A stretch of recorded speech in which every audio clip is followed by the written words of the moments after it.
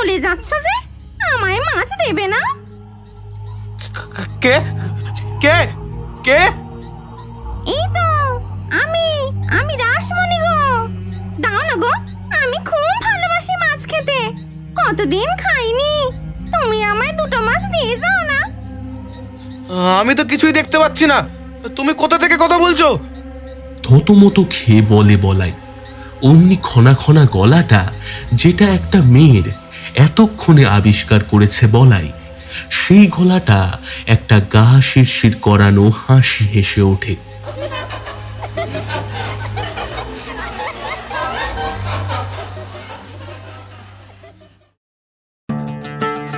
নামিটা লোভের টানে বাধা পড়ে আছে সে, তাই নাকের কাছে গন্ধ পেলেই হানা দিতে আসে আঁশ খাওয়ার লোভে। কিন্তু কে সে? কেন মেটেনি তার লোভ? কেই বা তার এই লোভ মেটাবে কেমন করে? জানতে হলে শুনতে থাকুন তিনি তার কলমে, আঁশ খাওয়ার লোভ। আর হ্যাঁ, প্রত্যেক শনিবার রাত 10টায় রাতের বৈঠকখানা নিয়ে আসে নতুন নতুন গল্প। সেই সব গল্প যদি আপনি শুনতে চান তাহলে এখনই সাবস্ক্রাইব করুন আমাদের চ্যানেলটি। শুরু হচ্ছে তিনি তার কলমে, আঁশ খাওয়ার লোভ।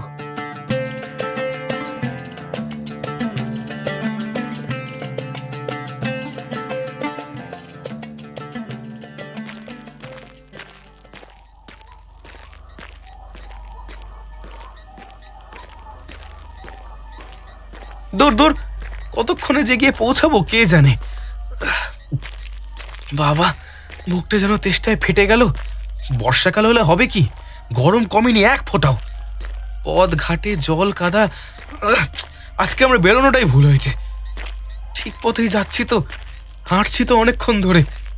কি জানি চারিদিকে যে অন্ধকার, কিছুই বুঝবার উপায় নেই। বলাই নিজের মনেই এইসব বিড়বিড় করতে করতে আন্দাজে পা বাড়িয়ে চলেছে।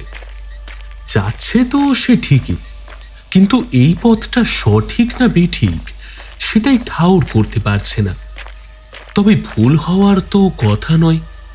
হ্যাঁ, সে এদিকে আসেনি তা প্রায় 12 বছর হবে, কিন্তু স্টেশন মাস্টার তো 12 বছর আগেও যে ছিল আজও সেই আছে, সে তো পরিষ্কার বলল।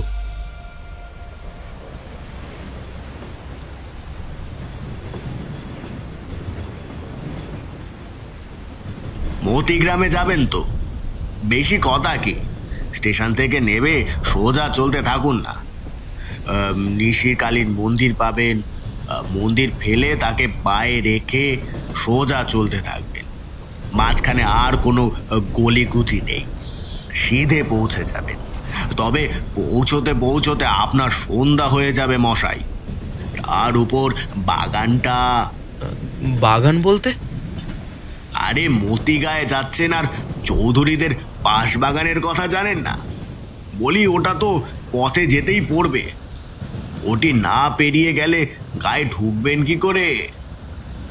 রেলগাড়ির জানালা থেকে বৃষ্টির ছাঁট এসে ভিজিয়ে দেওয়া পাঞ্জাবিটা চুপসে যাচ্ছে গায়ে। সেটাকে একটু ঠিকঠাক করতে করতেই বলাই বলে, আরে চৌধুরীদের বাঁশবাগান তা জানবো না কেন, জানি বই কি। দেখুন, এইদিকে অনেকদিন আসা হয় না ঠিকই, তাই পথের হদিশটা ঠিক মতো মনে নেই। কিন্তু তাই বলে যে ওই গ্রামে আমার শ্বশুর বাড়ি, যে কালী মন্দির, বাঁশবাগান, বড় পুকুর, কাছারি সবই আমার চেনা।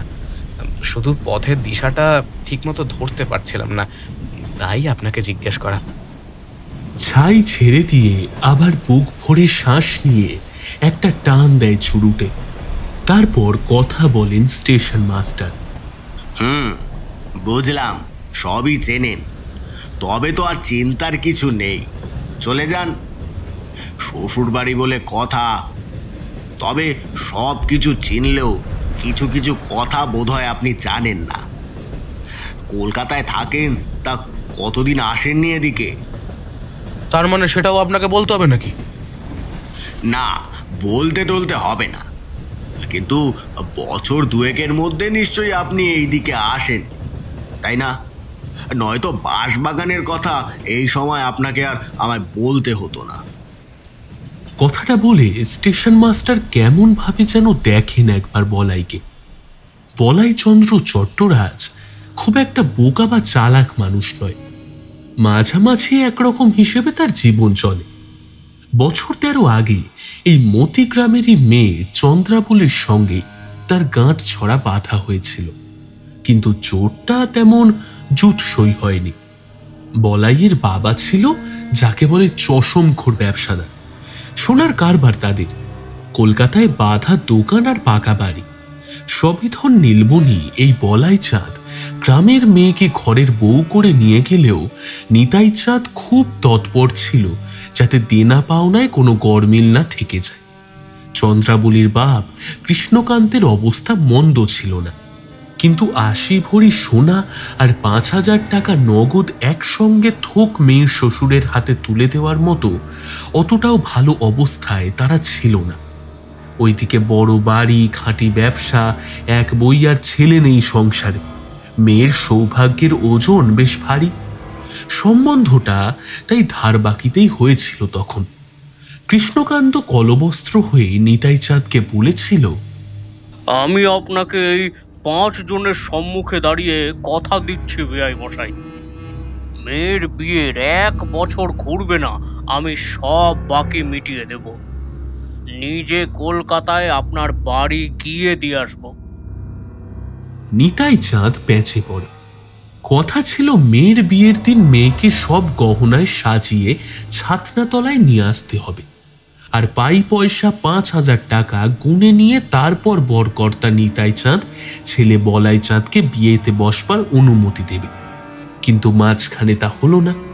কেঁদে রেধে কনের মা বাপ আত্মীয় স্বজন সহ গোটা গ্রাম এমন হুলস্থুল কাণ্ড বাঁধালো। সবচেয়ে বড় কথা, ছেলে নিজের বাপকে সবার সামনে ছাতনাতলায় দাঁড়িয়ে এমন করে কথা বলল, বাবা দেখো, আমাদের তো একটা মান সম্মান আছে, বিয়ে করতে এসেছি, এখন না করে যদি ফিরে যাই আমাদের নামে ভারী বদনাম হবে, মান সম্মান হানি হবে তোমার। তাই তুমি বিয়েটা বাধা দিও না, সবই তো ওরা দেবে বলেছে, আর আমাদের তো কিছু কম নেই না, তুমি আর কাঙালপোনা করো না তো। এইখানেই নিতাই চাঁদ গেল রেগে। কি বললি তুই? আমি কাঙালপোনা করছি? বেশ, আজ আমি আর কিছুই বলবো না, হোক বিয়ে, কিন্তু হ্যাঁ, ভদ্রলোকের যেন কথা ঠিক থাকে। 1 বছরের মধ্যে সব জিনিস যদি না পাই, হ্যাঁ আমাদের অনেক আছে, কিন্তু কথা যখন দিয়েছে তখন সেই কথাও যেন রাখা হয়। আর যদি না হয় তাহলে আসছে বছর এমন তারিখেই ঘরের মেয়েকে আবার ফিরিয়ে নিয়ে যেতে হবে। আচ্ছা আচ্ছা, তাই হবে বেয়াই মশাই, তাই হবে, আপনার কথাই থাকলো। এবার আপনি অনুমতি দিন বিয়ের। নিতাই চাঁদের অনুমতি পেয়ে বিয়ের কাজ আরম্ভ হয়। পুরুতমশাই মন্ত্র পড়ে, উলুধ্বনিতে শঙ্খধ্বনিতে ছাতনাতলা মাতিয়ে তোলে। কিন্তু নিতাই চাঁদ চট্টরাজ মনে মনে ফুঁসতে থাকে। তার মধ্যে জ্বলতে থাকা তুষের আগুনটা শেষমেশ লেলিহান শিখায় জ্বলে ওঠে ঠিক 1 বছর পর। সোনা বা টাকা যা বাকি ছিল তার কানা করিয়েও গ্রাম ছেড়ে শহরে মেয়ের বাড়ি নিয়ে পৌঁছাতে পারেনি কৃষ্ণকান্ত। তাই ছেলেকে দিয়ে তার মেয়েকেই তার কাছে পাঠিয়ে দেয় নিতাই চাঁদ। চন্দ্রাবলী বাপের বাড়ি এসে স্বামী তাকে রেখে চলে যাওয়ার সময় তার পা জড়িয়ে ধরে খুব কেঁদেছিল। ওগো, তুমি আমায় এমন করে রেখে চলে যেও না, সঙ্গে নিয়েই চলো আমায়। তোমাদের বাড়ি ঝি করেই না হয় রেখো, কিন্তু এইভাবে ছেড়ে দিও না, এইভাবে ছেড়ে চলে যেও না আমায়। বউয়ের হাত নিজের পা থেকে ছাড়িয়ে তাকে তুলে ধরে বলাই, কপালে একটা চুমু দিয়ে বলে, খবরদার অমন কথা যেন না শুনি তোমার মুখে। তুমিও বাড়ির বউ, ঝি হয়ে থাকতে যাবে কোন দুঃখে? হ্যাঁ, তবে আমায় বউ করেই নিয়ে চলো, তোমার সাথে থাকবো, এটুকুই তো চাই। না, তা আমি পারবো না চন্দ্রা। বাপ যতদিন আছে ততদিন আর তোমার ও বাড়ি যাওয়া হবে না। বুড়োটা মরলেই অসহজ কাজ মিটে যাওয়ার পরই আমি এসে তোমায় নিয়ে যাব। তুমি মাথা উঁচু করে থাকবে ওখানে। কিন্তু ও মানুষ যতক্ষণ বেঁচে আছে তা হওয়ার জো নেই। তাই তার মরা পর্যন্ত একটু সবর করো চন্দ্রা। তুমি যদি আবার বিয়ে করো তাহলে সতীনের ঘরে আমি যাব না। তার যে খবরটা দিও, আমি বিষ খাবো। বউকে এবার সজোরে বুকে জড়িয়ে ধরে বলাই, বলে, বালাই ষাট, আমি আবার বিয়ে করব কেন এমন বউ থাকতে? হ্যাঁ, আর কোনো বউ কি এত সুন্দরী হবে? তুমি চিন্তা করো না, শুধু অপেক্ষা করো আমার জন্য, আমি আসবো। এখন ছেড়ে দাও লক্ষ্মীটি, ওদিকে গাড়ির সময় হলো। চন্দ্রাবলীকে এই বলে বুঝিয়ে রেখে সে নিজে ফিরে আসে কলকাতায়। তবে কথাটা যে পুরোপুরি রাখতে পেরেছে তা নয়। আর ঘরে সতীন আসবার খবর যে চন্দ্রাবলীর কানেও আসেনি তাও নয়। কিন্তু অপঘাত ঘটেনি কিছুই, সবাই বেশ বেঁচে পড়তেই পড়ে আছে। মেয়ে সন্তান বই একটা ছেলে সংসারে আনতে পারেনি এই 11 বছরের মধ্যে। এদিকে নিতাই চাঁদের কড়া হুকুম ছিল, ওই মতিগ্রাম মুখ হওয়া যাবে না। কি সাহস, মেয়ের বিয়ে দেয় ধার বাকি করে? বেআইয়ের সঙ্গে সুদ আসল সম্পর্ক হয়? একে সে মেয়ের বাপ, তার উপর আবার নিজের কথা রাখবার ক্ষমতা নেই। এমন মানুষের মেয়ে তার বংশে বাতি আনবে? দরকার নেই এমন বাতির। ছেলেকে কড়াকড়ি বারণ করে রেখেছিল নিতাই চাঁদ, তাই বলাইয়ের তখন বুক ভাঙলেও মুখ ফোটেনি। চন্দ্রাবু ঘরে থাকতে 1 বছরের মধ্যে সে মাত্র বার কয়েক এসেছিল শ্বশুর বাড়ি মতিগ্রামে। এরা মানুষ ভালো, জায়গাটাও সুন্দর, খুব ভালো লেগেছিল ওদের। তখনই ছোট শালা ওই দিদির থেকে বছর 2-এর ছোট, তার সঙ্গে গ্রামের দ্রষ্টব্য জায়গাগুলো ঘুরে দেখেছিল বলাই। এর মধ্যে আশা হয়নি ঠিকই, কিন্তু সেই সময়ের স্মৃতিগুলো তার মনে ম্লান হয়নি মোটেই। সে শুধু অপেক্ষায় ছিল কবে নিতাই চাঁদ এপার থেকে ওপারে যাওয়ার ডাক পায়। অপেক্ষাটা অবশ্য একটু বেশি হয়ে গেল, কারণ কম করে হলেও 4 বছর বিছানার সঙ্গে লেপ্টে থেকেও পয়সা পিছা স্বর্ণ ব্যবসায়ী নিতাই চাঁদের মরণ হলো না সহজে। অবশেষে এই দিন 22 আগে পিতৃবিয়োগ ঘটেছে বলাই চাঁদে। ছোট বউ আর তার 5 মেয়েকে নিয়ে বড়ই অতিষ্ঠ হয়ে উঠেছিল সে। বাবা রোগশয্যায়, সেবা করতে করতে জীবনটা যেন অপচয় হয়ে যেতে বসেছিল। কিন্তু বলাইয়ের কপাল নেহাত খারাপ নয়, তাই ব্যাপারটা ভাগ্য সহ্য করল না। একটাই তো জীবন, অসুখী হয়ে বলাই বাঁচবে এমন ইচ্ছা তার বা ঈশ্বর কারোরই ছিল না। তাই ঘটেছে ঘটনাটা। তারপর আর কি, ওদিকটা মোটামুটি সামলেই এদিকে ছুটে এসেছে বলাইয়ের পা। 1-2 দিন তো আর নয়, 1 যুগের অপেক্ষা। হ্যাঁ, ঘরে সতীন আছে, কিন্তু সে বেশি কিছু একটা বলতে টলতে পারে না। তবে স্বামীর কাছে তার সিদ্ধান্ত শুনে মোটেও চুপ ছিল না বিদ্যাবতী। হ্যাঁ গো, তুমি যাচ্ছ? তুমি শেষে আমার সতীন আনতে যাচ্ছ? সে এলে আর আমি এ সংসারে করতে থাকবো বলো তো? তুমি আর আমার থাকবে? দোহাই দোহাই তোমার, এমন কাজটা করো না। সে তো চলেই গেছে, আবার তাকে হানবার কি দরকার? তুমি আর যেও না সেখানে, আর যেও না। থামো থামো, চলে সে যায়নি মোটেও, তাকে আমি রেখে এসেছিলাম। সে অনেক জ্বালায়, আর তাছাড়া এই সংসার তো তারই, সে তো কর্ত্রী হবে। তোমার তো কিছুর অভাব হচ্ছে না, তুমি 5 মেয়েকে নিয়ে যেমন ছিলে তেমনি থাকবে।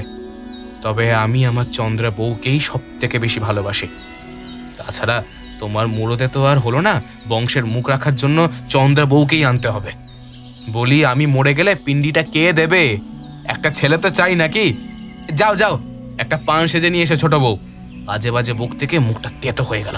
যাও যাও। বিদ্যাবতী বউ গুটগুট করে পান সাজতে চলে যায়। কি হলো মশাই, কি ভাবছেন অত? একটা সোজা কথাই তো জানতে চাইছি। এই দিককার খবরাখবর কিছু জানেন নাকি? হ্যাঁ, ও জানি জানি, নিশ্চয়ই জানি। আরে বাবা, এ হলো আমার শ্বশুর বাড়ির জায়গা, সব খোঁজই রাখি। ও, তা ভালো। রাখেনি যখন, তখন আর নিজের ভালো যখন নিজেই বুঝতে পারছেন না, তখন আমি আর কি করব? যান, সিধে চলে যান, পৌঁছে যাবেন যেখানে যাওয়ার। যত সব। বলেই স্টেশন মাস্টার চুরুটটা মুখ থেকে ফেলে আর একটা ধরাতে ব্যস্ত হলেন। বলাইও আর দাঁড়ালো না। ধুর ধুর, বেকার কতটা সময় গেল, নয়তো সন্ধ্যা হওয়ার আগেই সে পৌঁছে যেত। বেরিয়েছে তো আর এখন নয়, সেই দুপুর বেলা। বেশ সুন্দর হাওয়া দিচ্ছে তো, মনটা খুব ভালো হয়ে গেল বলাইয়ের। গ্রামের পরিবেশ সুন্দর হয়ে আসছে। মিঠে হাওয়া তার পাতলা পাঞ্জাবিটার ভিজে কাপড় শুকিয়ে দিয়ে যাচ্ছে। পায়ে পায়ে অনেকখানি পথ পেরিয়ে এলো বলাই। এই তো সেই বাঁশবাগানটা। বাবা, এ তো আরো গভীর হয়ে গেছে দেখছি। যাই বাবা, তাড়াতাড়ি এটা পেরিয়ে যাই। এখনো পুরোপুরি সূর্যের আলো হারায়নি, তবুও কি অন্ধকার যেন। একটু আলো ঢোকে না নাকি এখানে? বেলাবেলি পৌঁছে যাব বলে আর টর্চটা মানেনি, আনলেই ভালো হতো। কতক্ষণে যে আমার চন্দ্রাবলীর মুখটা দেখব। আহা, সে ভালোবাসে বলে তার জন্য শহরের রসগোল্লা নিয়ে যাচ্ছি। কতকাল নিজের হাতে ও জিনিস তার মুখে তুলে দিইনি। কত খুশি হবে সে। বড় ভালো মুড়ি ঘন্ট রান্না করতে পারে আমার চন্দ্রা। আর ছোট বউটা তো রান্নার নামে অষ্টরম্বা। হ্যাঁ, খালি পাওনা দেনার হিসেব করতে দাও, সেইটা গুছিয়ে রাখবে। বাবা গো, রান্না মুখে দেওয়া যায় না। চন্দ্রা একবার ঘরে যাক, তারপর এবেলা মুড়ি ঘন্ট আর ও বেলা চিংড়ি ভাপা। উফ, ভাবতেই পারছি না। আমায় দুটো দিয়ে যাও না।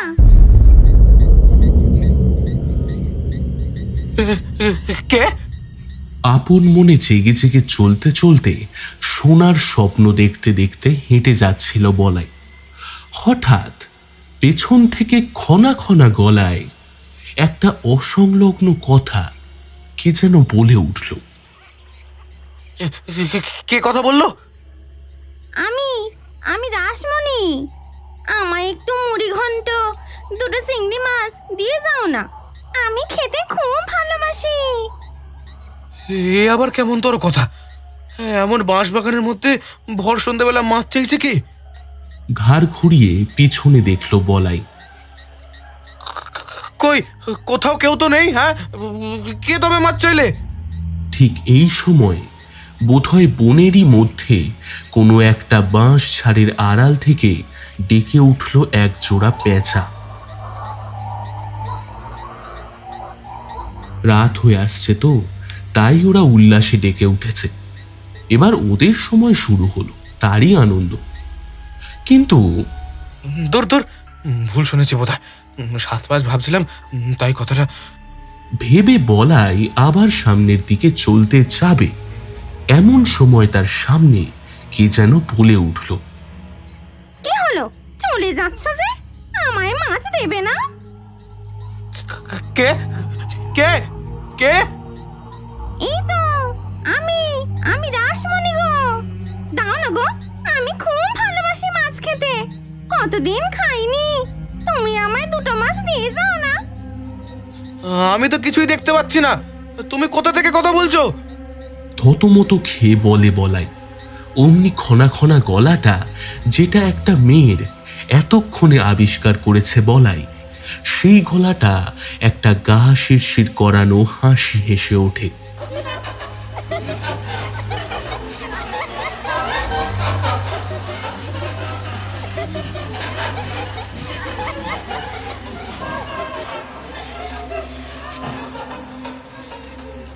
সেই হাসির শব্দ শুনেই বোধ হয় বলাইয়ের ঘাড়ের কাছে খসে পড়ে অনেকগুলো শুকনো বাঁশ পাতা। সেই শব্দেও ভয় পায় বলাই। কে কে তুমি অমন করে হাসছো কেন? আমি তোমায় দেখতে পাচ্ছি না কেন?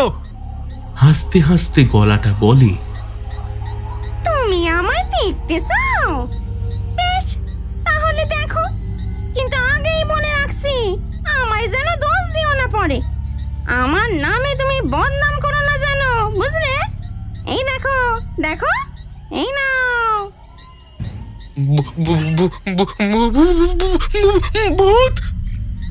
চুপ চুপ, একদম চুপ। কে বলেছে আমি ভূত? তুমি জানো না মেয়ে মানুষ মরলে পেতনি হয়? ও তাই তো। বলাই বলেই আমতা আমতা করে। কিন্তু কিন্তু তুমি আমার সামনে এলে কেন? আমি তো তোমার কিছু ক্ষতি করিনি। চলে যাও, চলে যাও বলছি।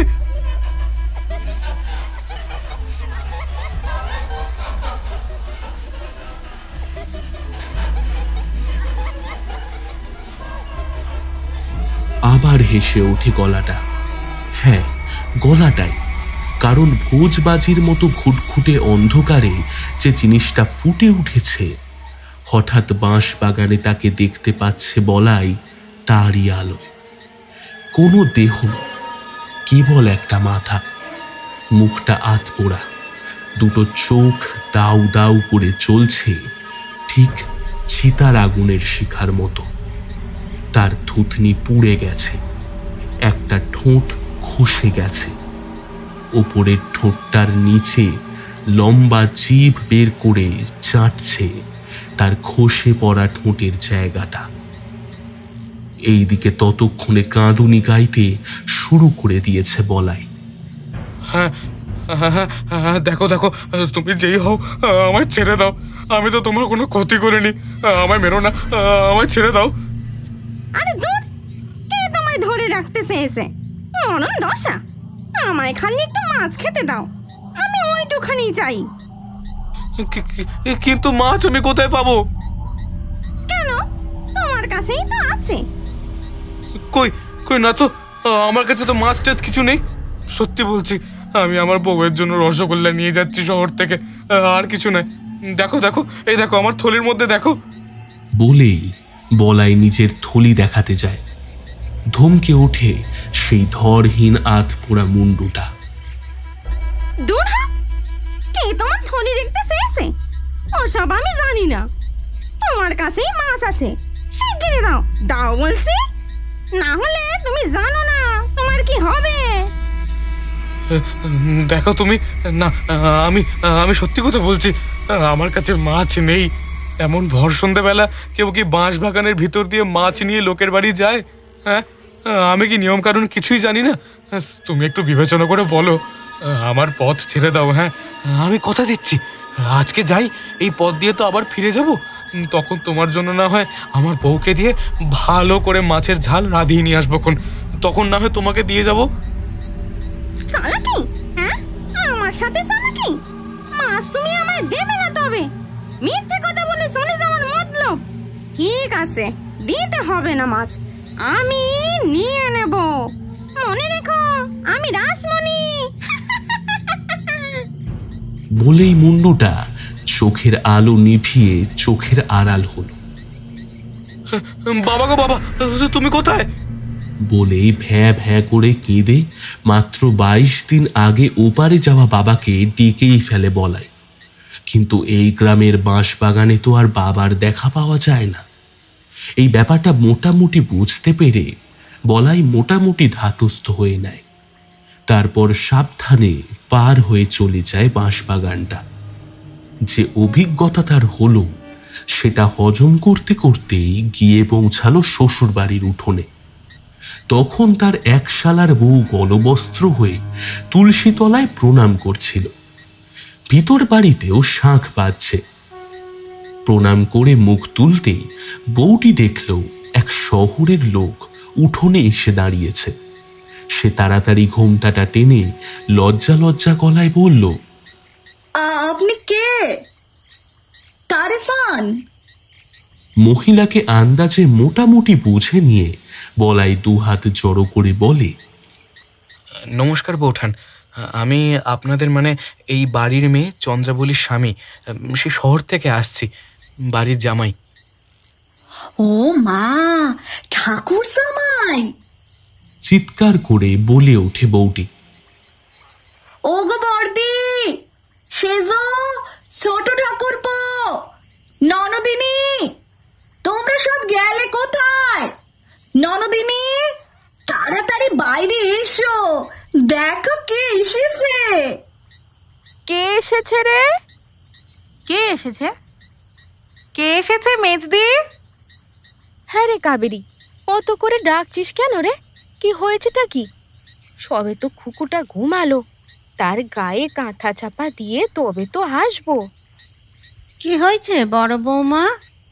এসব বলতে বলতে বাইরে বেরিয়ে এসে থমকে দাঁড়িয়ে পড়ে সবাই।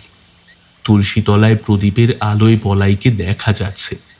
তারপর আর 4 সেকেন্ডের মধ্যে 4টে চোখের মিলনে চারপাশ স্তব্ধ হয়ে রইল। হাঁক ডাক শুনে চন্দ্রাবলীর বড় ভাই আর ছোট ভাই দুজনেই বেরিয়ে আসে ততক্ষণে। কৃষ্ণকান্ত নিজেও এসেছে। জামাইকে দেখে চিনতে তাদের সময় লাগে না। শাশুড়ি ঠাকুর তো হাউমাউ করে কেঁদেই ফেলে। বাবা জীবন, তুমি এতদিন পরে এলে, আমাদের কথা কি মনে পড়লো তোমার, না পথ ভুলে এলে বাবা? মেয়েটা আমার তোমায় না পেয়ে শুকিয়ে গেল। চুপ কর অন্নদা। কতখানি পথ এসেছেন, ওনাকে একটু জিরোতে দাও। বৌমারা, তোমরা জামাই বাবার বিশ্রামের ব্যবস্থা করো দেখি। হ্যাঁ বাবা, এই করছি বাবা। এক্ষুনি যাচ্ছি বাবা। এই সেজো, তুই একটু জলটা নিয়ে আয় তো, আমি কাপড় আর গামছাটা নিয়ে আসছি। এক্ষুনি পুকুরে জাল ফেলতে বলো, বাড়িতে জামাই এসেছে। ছোটকা, তুই পাশের গ্রামে চলে যা। নন্দ জেলেকে বল বড় বড় মাছ ধরে আনতে। হ্যাঁ বাবা, যাই। আমি যাই একটু ময়রার দোকানে। শোনো বড় খোকা, গরম ভাজা খানিকটা বোঁদে আনতে ভুলো না। না না বাবা, সব আনবো, কিচ্ছু ভাববেন না। আধ ঘন্টা পর। এসো এসো বাবা জীবন, এসো, এইখানে বসো, একটু কিছু মুখে দাও। এ কি, এত খাবার এই সন্ধেবেলা খাবো? হ্যাঁ বাবা, এ আবার কি, এই তো 4খানা লুচি আর একটু ডাল, খেয়ে নাও বাবা, খেয়ে নাও। বলাইয়ের খিদে পেয়েছিল। লুচির সংখ্যা 4টে নয়, বরং 40টা হওয়াই সম্ভব। জামভাটি ভরা ছোলার ডাল আর একটা রেকাবিতে অনেক মিষ্টি সাজিয়ে এনেছে ওরা। তবুও একসাথে এতটা খাবার দেখে চোখটা টাটিয়েই গেল বলাইয়ের। এত খাবার কি কেউ খেতে পারে নাকি? কিন্তু চিন্তায় কাজটা হলো সম্পূর্ণ উল্টো। কারণ ততক্ষণে এই বাড়িরই খিড়কি পুকুরের পাড়ে বাতাসে বলাইয়ের গন্ধ শুঁকতে শুঁকতে এসে হানা গেড়ে বসে পড়েছে একখণ্ড আতঙ্ক। সেই এখন বলাইয়ের পেটে নজর দিয়ে নিজের খিদে মেটাচ্ছে।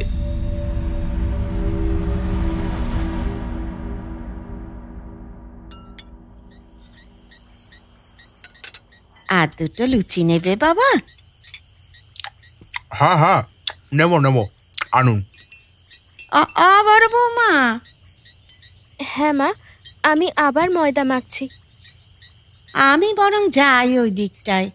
চন্দ্রা, তুই এখানে বস জামাইয়ের কাছে, ওরা তো সবসময় সামলাতে পারবে না, আমি একটু হাতে হাত লাগাই গিয়ে। সেজ বৌমা আর অসেজ বৌমা আলুর খোসা ছাড়িয়ে সেদ্ধ করতে বসাও। এই যে ছোট কোকা, ভালোই হয়েছে। শোন না, আর একবার একটু ময়রার দোকানে যা তো বাবা, মিষ্টি ফুরিয়ে গেছে। হ্যাঁ, সে কি, 2 হাঁড়ি রসগোল্লা, মন্ডা, মিঠাই, বোঁদে সব ফুরিয়ে গেল? হ্যাঁ বাবা, হ্যাঁ, ফুরিয়ে গেছে। জামাই মানুষ বলতে নেই, সেই যে বসেছেন তিনি উঠছেনই না, আর এখনো খাবে বলছেন। তাই এবার বোধহয় মুদিখানাতেও যেতে হবে, তেল ময়দা সবই ফুরিয়ে গেছে। ছোট ঠাকুরপো, মা ভালোই বলেছেন, তুমি যাও তাড়াতাড়ি যাও। তোমার সেজ দাও, অফিস থেকে ফেরার সময় হলো। তার সাথে যদি দেখা হয় তার থেকে পয়সা নিয়ে খানিক আতপ চালও কিনে এনো। যা দেখছি আমাদের ফ্যান ভাত ছাড়া কপালে আর কিছু বোধহয় জুটবেই না, শেষে ওটাই ফুটিয়ে খাবো, বুঝলে? যাও, জলদি যাও। হ্যাঁ, আচ্ছা সেজ বৌদি। গোটা বাড়ি জুড়ে দারুণ থুমথুমার কাণ্ড শুরু হয়ে গেছে। বড় বউ, মেজ বউ, সেজ বউ আর বাড়ির কর্ত্রী 4 জন মিলেও সামাল দিতে পারছে না। ধামা লুচি ভাজা হচ্ছে, আলুর দমের কড়া নামাতে না নামাতেই ছোলার ডালের হাঁড়ি চড়ছে। জোড়া উনুন রাক্ষসের মতো গুল কয়লা খাচ্ছে। আগুন সেই যে চলছে আর তা নেভানোর তর দেয়নি। সন্ধ্যা থেকে মুদিখানা আর ময়রার দোকানের দোকানিরাও অবাক হয়ে যায়। একই বাড়ি থেকে বারবার সওদা করতে যাচ্ছে বাড়ির লোক, ব্যাপারটা কি? ওদিকে নন্দ জেলে নিজের হাত চষে পেল্লাই মাপের দুখানা কাতলা তুলে এনেছে। কাজের তো আর শেষ নেই। ওদিকে মেজদার মেয়েটা সবে 3টে বছর, বেচারা জ্বরে পড়ে আছে। বড় পিসি নেওটা সে, চন্দ্রাই তো তাকে নিয়েছিল, কিন্তু সে এখন একা। চন্দ্রাবলীর তো আর ছুটি হচ্ছে না, স্বামী খাচ্ছে আর সেই যে পাখার হাওয়া শুরু করেছে তার আর বিরাম নেই। কথায় কথায় সে কাজে ছুটি খোঁজার চেষ্টা করছে। মাছ কাটতে বসাই হয়নি এখনো। হ্যাঁ গো, আমি যাই, মানে তোমার জন্য ঘরটা একটু গুছিয়ে নিই, মানে বিছানা পাততে হবে তো, নয়তো তোমার শুতে দেরি হয়ে যাবে। শোয়া, কে এখন শুচ্ছে? আহা, চন্দ্রার তো খাওয়াই হলো না, এখন শোবো কি করে? হ্যাঁ, তোমার তোমার খাওয়া হয়নি এখনো? না, কই আর হলো, এই তো সবে একটু লুচি খাচ্ছি। শুনলে না, জেলে মাছ দিয়ে গেছে, সে মাছ না খেয়ে কি? কথাটা বলে বলাই কেমন যেন হয়ে গেল। চন্দ্রা বলল, কি গো, কিছু বলছো না যে? না, কি আর বলবো, তুমি একটু গিয়ে দেখো ওদের মাছ রান্না কত দূর হলো। কি হলো, যাও, আমার আর তো সইছে না, মাছ নিয়ে আসো, যাও যাও। জড়িয়ে জড়িয়ে কথাগুলো বলার সময় চন্দ্রার দিকে স্বামী যেভাবে তাকালো, চন্দ্রা এমন দৃষ্টি আগে কখনো এই মানুষটার চোখে তো দেখেনি। 1 বছর ঘর করেছে সে, কিন্তু কই এমন দৃষ্টি তো। একি মানুষের চোখের চাওয়া? বাবারে, বুকের ভেতরটা যেন ধরফর করে উঠল। সে আর ওখানে বসে থাকতে পারে না, তাড়াতাড়ি ছুটে এসেছে রান্নাঘরে। ততক্ষণে একটা উনুনে কড়াই ভরা গরম তেলে একটা মাছের টুকরোগুলো ভাজা আরম্ভ হয়ে গেছে, আর একটা মাছ এক কোণে বসে বাগিয়ে কুটছেন সেজবো। 2 বৌদি গেছে 1 পাঁজা জল খাবারের বাসন মাজতে খিড়কি পুকুরে। চন্দ্রা ব্যাপার স্যাপার দেখে কিছু একটা বলবে, এমন সময় হঠাৎ, মা গো, বাঁচাও গো, কে কোথায় আছো? 2 বৌদি একসঙ্গে চেঁচিয়ে, কি হলো, কি হলো? বিরাট বটির সামনে বসে থাকা বাড়ির সেজবউ উত্তেজিত হয়ে এমন চাপ দিয়ে ফেলে যে কাতলা মাছের পেটির বদলে তার হাতের খানিকটা গেঁথে যায় বটির পেটে।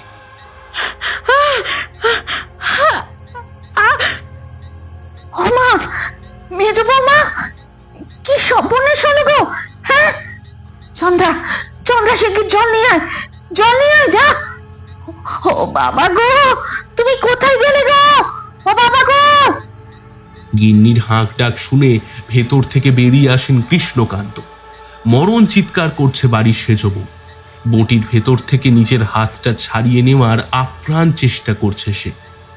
এই তো সেজ বৌদি, আর একটু, আর একটু। এ কি, তোমরা এখানে কি করছো? ওদিকে খিড়কি পুকুর পাড়ে যে। ওরে ছোট খোকা, এইদিকে কি সর্বনাশ হয়েছে দেখ, সেজ বৌমা হাত কেটে ফেলেছে। হ্যাঁ, তাই তো দেখছি, কিন্তু ওদিকে যে বড় আর মেজ বৌদি। কি হয়েছে, কি হয়েছে তাদের? হ্যাঁ, কি হলো বলো? ধমকে বলে ওঠেন কৃষ্ণকান্ত। বাবার থমকানিতে ছোট খোকার লুঙ্গিটা আলগা হয়ে যাচ্ছিল, সেটাই মোটামুটি সামলাতে সামলাতে বলল, ওদিকে ওদিকে খুব বিপদ হয়েছে বাবা। কি হয়েছে? মেজ বৌদি আর বড় বৌদি দুজনেই ঘাটে অজ্ঞান হয়ে পড়ে আছে। ওগো, কি হলো গো? তুই তুই তাদেরকে তোল। আর বড় খোকা কোথায়? সেজ খোকা তো এখনো আসেনি। ওগো, কি হবে গো? এসব কি হচ্ছে গো? হ্যাঁ, অন্যদা আর কিছু করতে না পেরে স্বামীর কাছে এসে তার কানের সামনে চিৎকার করে এইসব বলতে লাগলো। কৃষ্ণকান্ত একটু পিছনে সরে গিয়ে কানে হাত দিয়ে বলল, আমার কানটা খেলো। হবেই বা কি? ছোট খোকা তুমি যাও। বড় খোকা কোথায়? বড় খোকা দাদা বোধহয় আবার ময়রার দোকানে গেছে। কি হয়েছে বাবা? এই যে সেজো খোকা এসেছো, দেখো না পুকুর পাড়ে। দাদা ওদিকে চলো, বৌদিরা। এই অবধি বলে ছোটকা সেজদাকে সঙ্গে নিয়ে খিড়কি পুকুরের দিকে চলে যায়। এইদিকে চন্দ্রাবলী ততক্ষণে সেজ বৌদির হাতে ঠান্ডা জল ঢালছে, চিৎকার করছে বৌদি। আহা, এমন করো না বৌদি, কেঁদো না। রক্তটা ধুয়েই আমি ওষুধ বেঁধে দেবো, তুমি কেঁদো না।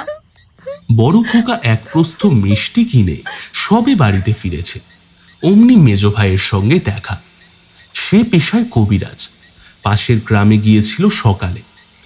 অন্য দিনের মধ্যেই ফিরে আসে, কিন্তু আজ ফিরতে দেরি হলো। কি ব্যাপার, এত মিষ্টি কিনে আনছো যে বড়দা? আর কি বলবো, সব পরে শুনবে। তোমার ফিরতে এত দেরি হলো যে? আর বলো না, ও গ্রামের নায়েবের এখন তেমন অবস্থা, মনে হয় আজ রাতটাও পোহাবে না। আমি সেখানেই ছিলাম, আস্তে আস্তে দেরি হলো তাই। ভিতরে চলো। চন্দ্রাবলী হাঁপাতে হাঁপাতে লাফাতে লাফাতে বাইরে এসে তুই দাদাকে দেখে বলল, এই যে দাদা, তোমরা এসেছো? দেখো দেখো, এদিকে কি কাণ্ড দেখো।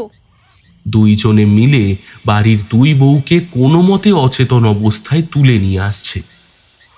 কি হয়েছে? কি হয়েছে ওদের? ছোটকা কি হয়েছে? কি হয়েছে রে সেজো? আরে হয়েছে বলতে কি জানো, বৌদিরা বাসন মাজতে গিয়েছিল, আমি গিয়েছিলাম বাগানে। বৌদিরা কথা বলতে বলতে বাসন মাজছিল, আমি শুনছিলাম। নিজের কাজ মিটিয়ে চলে আসবো, এমন সময় বৌদিরা চিৎকার করে উঠল। আমি তাড়াতাড়ি তাদের কাছে গেলাম, গিয়ে দেখি না তারা অজ্ঞান হয়ে গেছে। তারপর আমি বাড়িতে এসে।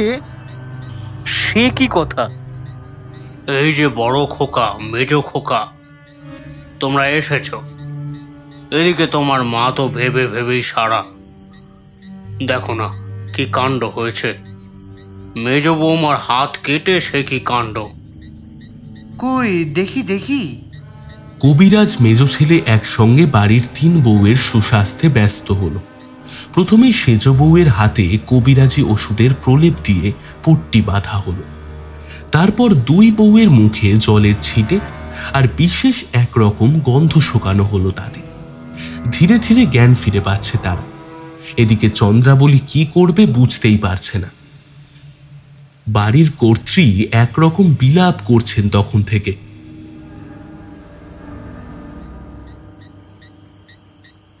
কই গো, আমার খিদে পেয়েছে তো। এ রান্না বান্না হলো নাকি?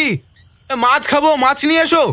চন্দ্রা, চন্দ্রা, ও চন্দ্রাবলী। কার গলা? জামাই এসেছে শহর থেকে। সে কি বলাই ভাই কখন এলো? এসেছে এই ভর সন্ধেবেলা, আর সেই থেকেই। সংক্ষেপে বরদা মেজ ভাইকে সব কথা বলে। শুনে কবিরাজ মশাইয়ের ভ্রু কুঁচকে যায়। সে বলে, সে কি? না না, মানে এত খেলে তো সে অসুখে পড়বে, মারাও পড়তে পারে।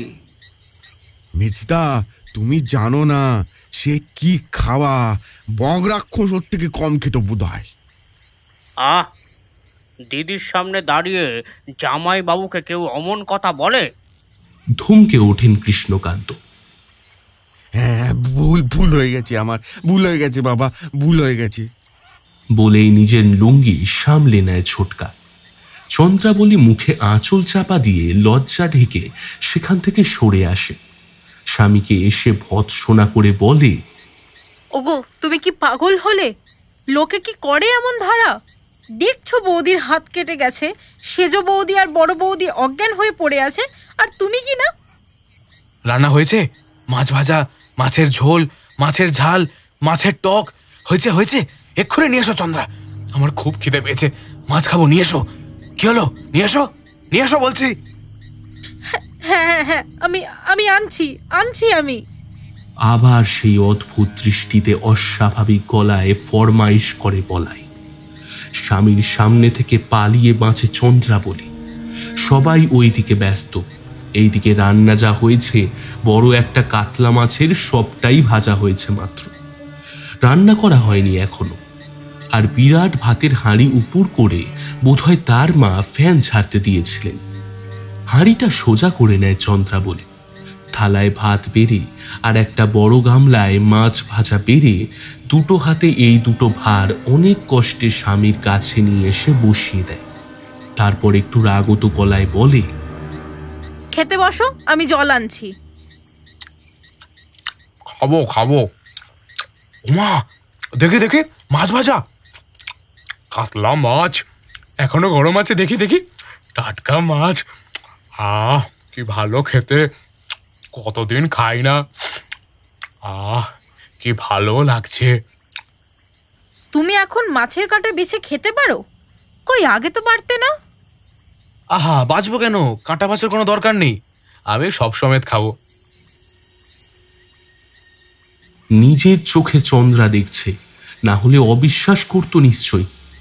এক একটা মাছের টুকরো সে মুখে পুড়ে বেবাক গিলে নিচ্ছে, ভাতের দিকেও তাকালো না। চন্দ্রাবলী, বাবা গো বলে সেও একটা রাম চিৎকার করে ফেলে। ও কি হলো ওদিকে? চন্দ্রার গলা না? কি হলো বোন? কি হলো দিদি? চল চল। বাবা মা দুই ভাই ছুটে আসে। চন্দ্রা ততক্ষণে উল্টো দিকে মুখ করে ছুটতে শুরু করেছে। চোখে দেখতে পাসনি হারামজাদি মেয়ে? ওরকম করে কি কেউ চলে? হ্যাঁ, আহা, তোমার লাগলো নাকি গিন্নি? লাগবে না, দামড়া মেয়েটা এসে পড়লো ঘাড়ের উপর। ক্ষমা করো মা, আমি দেখিনি। তোমরা পালিয়ে চলো, পালিয়ে চলো তোমরা। ওইদিকে যেও না, ওদিকে রাক্ষস বসে আছে। রাক্ষস? এ আবার কি কথালো? আমি কিচ্ছু বুঝতে পারছি না, আমার খুব ভয় করছে। বলে চন্দ্রা সেখানেই জ্ঞান হারায়। মেজদা, ওই গন্ধটা এদিকে নিয়ে এসো, দিদি জ্ঞান হারিয়েছে। ছোটকা চেঁচিয়ে ওঠে। দুই বউয়ের চেতনা ফিরেছে অল্প অল্প। তাদের ওদিকে রেখে কবিরাজ ছুটে আসে এদিকে। বোনের আবার কি হলো? কি সব আবল তাবল বলে জ্ঞান হারালো? ওগো, আমার সংসারে যে শনির নজর লাগলো গো। এবার কি হবে গো? কৃষ্ণকান্ত আর একবার গিন্নির গ্রেফতার হচ্ছিলেন, কিন্তু কোনো মতে তাকে ঠেকিয়ে দুই হাত সামনে বাড়িয়ে তিনি বললেন, এই দূর থেকে খবরদার, দূর থেকে যা বলবার বলো। আমার বয়স হচ্ছে, আমি এত উত্তেজনা সহ্য করতে পারি না। এদিকে যখন এইসব চলছে, তখন ওইদিকে বলাইয়ের মাছের থালা শেষ। সে বসে বসে কয়েকবার হাঁক দেয়। কই কই, এসব কোথায় গেল? আরে মাছ নিয়ে এসো। কি মুশকিল, খিদে মেটেনি আমার। মাছ টাছ কিছু নিয়ে এসো, গরম গরম মাছ ভাজা, আহা কি স্বাদ। কিন্তু এইসব কথা কেউ কানে না নেওয়ায় সে উঠে পড়ে ভাতের থালা ডিঙিয়ে সোজা শটাং এসে পড়ে মাছ উঠোনে। সেখানে ততক্ষণে দাদা আর ভাই মিলে বোন চন্দ্রাকে তুলে এনেছে। তার নাকে গন্ধ শোকাচ্ছে, তার মুখে জলের ছিটে দেওয়া হচ্ছে। বাবা মা সকলেই আছেন সেখানে। তাদেরই সামনে এসে হাতে তখনও একটা লম্বা মাছের কাঁটা দিয়ে নিজের দাঁতের ফাঁকে জমে থাকা মাছের টুকরো খুঁচিয়ে বের করতে করতে বলাই বলল, এই যে এইখানে কি, হ্যাঁ সবাই মিলে রঙ্গ তামাশা হচ্ছে? হ্যাঁ, অদ্ভুত লোক তো আপনারা। বাড়িতে জামাই এসেছে, সে খেতে চায় করে গলা ফাটিয়ে ফেলেছে, আর আপনারা এখানে গোল বৈঠক করছেন। আমার খাবার কোথায়? আমার মাছ ভাজা কই? হ্যাঁ, ওই কটা মাছ ভাজায় কি আমার হয়? আমার খিদে পেয়েছে, আমার জন্য মাছ ভাজা নিয়ে এসো। কি হলো, শুনতে পাচ্ছ না? মাছ আনবে নাকি, না হলে কিন্তু। মেজুশালা উঠে দাঁড়ায়, সামনে এসে বলে, এসব কি পাগলামি হচ্ছে জামাইবাবু? আপনি এমন করছেন কেন? কি হয়েছে আপনার? খিদে পেয়েছে, খুব খিদে পেয়েছে। খিদে? তা মা, তোমরা ওনাকে খেতে দাওনি? ওনাকে খেতে দাও, উনি তো খিদে পেয়েছে বলছেন। অনেক দিয়েছি বাবা, অনেক দিয়েছি, তবু ওর খিদে মিটছে না। ওই কথাটাই তো তোকে তখন থেকে বলছিলাম। খিদে মিটছে না মানে? আপনার কি কোনো অসুখ করেছে? দেখি নাড়িটা টিপে দেখি। খবরদার, আমার কাছে এসো না, এলে। বলেই পুরুষ গলায় খনা খনা হাসি হেসে ওঠে সাধের জামাই বাবা জীবন বলাই চাঁদ। সেই হাসি শুনে সবার চক্ষু স্থির। হৃদকম্প আরম্ভ হয়ে গেছে প্রত্যেকটা সচেতন মানুষের। এরই মধ্যে কৃষ্ণকান্ত বলে ওঠেন, কে কে হাসে? এ তো বাবা জীবনের গলা নয়, তবে কে? এই প্রশ্নের উত্তরে একটা খনা খনা মেয়েলি গলা বলে, আমি গো, আমি কান্ত কাকা, আমি চিনতে পারছো না? আমি যে রাসমণি। রাসমণি? দাঁতে দাঁত বসে যায়। হ্যাঁ, রাসমণি। ওই কটা মাসে কি আর হয় আমার? তুমি তো হাত কেটে বসলে সেজ বৌদি, এখন কি হবে? মাছ তো আর রান্না হলো না। না হোক, কাঁচা মাছগুলোই আমায় এনে দাও তো, আমি এখন সব খেতে পারি, সব। তুমি মাছগুলো আমায় এনে দাও, এনে দাও বলছি। রান্নাঘরে আমি ঢুকতে পারি না, সেখানে তো আগুন আছে। তাই এখানেই এনে দাও, এনে দাও, এনে দাও, এনে দাও না। কিন্তু রাসমণি, সে তো না না না, এ হতেই পারে না। রাসমণি কি করে আসবে? এ রাসমণি নয়। জামাইবাবু, আপনি আপনি আমাদের সঙ্গে রঙ্গ করছেন? ভয়ার্ত গলায় সেজশালা বলে ওঠে কথাটা। ততক্ষণে বলাই তার দিকে এগিয়ে গেছে দুপা। তার বড় বড় লাল চোখ ঠিকরে বেরিয়ে আসছে। সে তেমনি অস্বাভাবিক গলায় বলে ওঠে, কেন কেন আসতে পারে না? কেন, কি অসুবিধে? সেই সময় তোমরা যেমন খুশি তাকে ছলনা করেছো। এই নিয়ম সেই নিয়ম হাজারো একটা গেরোয় বেঁধে রেখেছিলে। কত জানা ছিল, একটু পেট ভরে খেতেও পাইনি। এটা শুনো না, এদিকে যেও না, ওর সাথে কথা বলো না, হাজারো রকম বাতিক। জীবনটা অতিষ্ঠ করে তুলেছিলে, কিন্তু এখন কেমন মজা। এখন কি হবে? এখন তো আর তোমরা কিচ্ছু করতে পারবে না। এখন আমি খাবো, যত ইচ্ছে তত খাবো, আজ মিটিয়ে খাবো, পেট ভরে খাবো। যে আমায় বারণ করবে আমি তার ঘর মুটকে দেবো। দেখবে দেখবে দেখবে, হ্যাঁ দেখবে, তোমার ঘরটা আমি মুটকে দিই, দেখবে। বলেই চন্দ্রাবলীর সেজো দাদার ঘাড়ের দিকে হাত বাড়ায় বলাই। ওরে সেজ খোকা, চলে আয়, চলে আয়, এদিকে সরে আয় বাবা, এদিকে সরে আয়। ওগো, তুমি সরে যাও, সরে যাও, সরে যাও। পট্টি বাঁধা হাত তুলে স্বামীর গলা আড়াল করতে যায় সেজবু।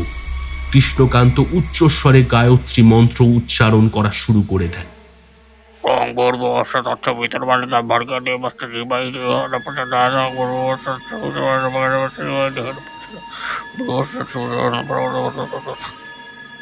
ছটফট করে ওঠেন রাসমণি। জ্বালাতন এখনো জ্বালাচ্ছে, এখনো জ্বালাচ্ছে, সব কটা আমায় এখনো জ্বালাচ্ছে। কাউকে ছাড়বো না, কাউকে ছাড়বো না। ওদিকে মন্ত্র চলছে, এইদিকে বলাই চাঁদ ছটফট করছে। তার মধ্যে সেই গলাটা ফুঁসিয়ে উঠছে বারবার, বলছে এই সব কথা।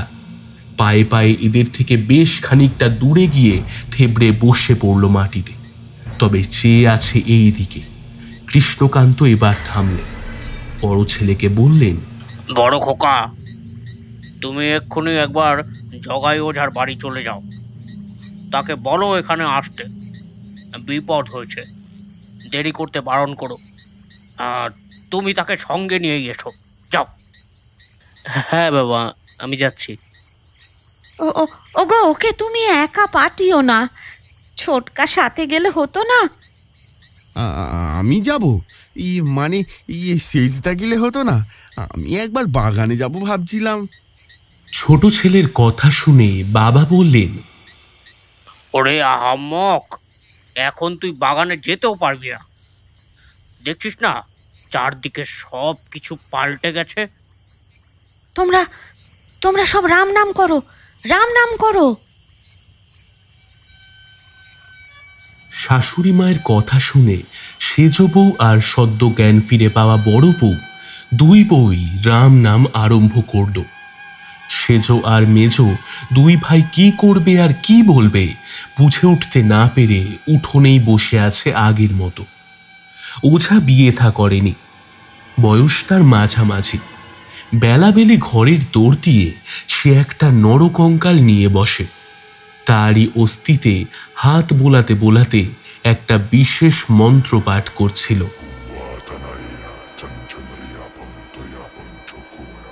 একটা নতুন সাধনা করার ইচ্ছাই তার রয়েছে। এইসব তারই প্রারম্ভিক কাজ। এই দিকটা বেশ শান্ত, পেছনে বাঁশবাগান আর সামনে রাখাল গোসাইয়ের চড়া, মানে গ্রামের শ্মশান। এই শ্মশানে একটা অদ্ভুত জিনিস আছে। 70-80 বছর আগে এই তল্লাটে এক গোসাই থাকত। জাতিতে বৈষ্ণব হলে কি হবে, সে ছিল একটু অন্যরকম। শ্মশানের মাটিতেই সে থাকত। শ্রীহরির নাম তাকে কখনো কেউ করতে দেখেনি। তবে সে যে অমাবস্যার রাতে শ্মশানের মাটিতে বসে একরকম উপদেবীর সাধনা করত সেটা সবাই জানত। কানাঘুষো খবর আছে রাখাল শ্মশান ডাকিনীর সাধনা করত। কিছুই নয়, ডাকিনীকে সে নিজের স্ত্রী করে পেতে চেয়েছিল। কিন্তু ডাকিনীকে তো আর বউ করে পাওয়াটা সহজ ব্যাপার নয়। আবার তাকে তুষ্ট না করলে জীবন দশায় পাওয়া সম্ভবই নয়। আবার তাকে তুষ্ট করাও সহজ নয়। তাই শেষমেশ রাখাল কঠিন সিদ্ধান্ত নিল, সাধনা করল। ডাকিনীও তুষ্ট হলো, তার বউও হলো। কিন্তু সেইটা হলো রাখালের জীবনের বিনিময়ে। শর্ত এমনই ছিল ডাকিনীর পক্ষ থেকে। কেন গো গোসাই ঠাকুর, এত যুবতী মেয়ে মানুষ থাকতে তোমার আমাকেই কেন চাই? যুবতীদের যৌবন 3.5 দিনের, বুঝলে ডাকিনি? অমন বউ আমি চাইনি। আমার বউয়ের যৌবন চিরকাল বেঁচে থাকবে, আমি এমনই বউ চাই। তাই তোমাকে ডাকছি। তা ভালো, ডেকেছ যখন আমাকে তো আসতেই হবে। কিন্তু তোমার জন্য তো আর মানুষ হতে পারবো না। তোমাকেই মানুষ থেকে আমার মতো হতে হবে। বেশ, তো তাই হবে। আর তো কটা দিন, সাধনা শেষ হোক, তুমি আমার কাছে বাঁধা পড়ে যাও। তারপর এই শরীর আমি ছেড়ে দেব। রাখাল তাই করেছিল। সাধনার শেষ দিনে ডাকিনী এসে দাঁড়াতেই সাধনায় বসা অবস্থাতেই রাখাল নিজের বুকে ছুরি বসিয়ে দিয়েছিল।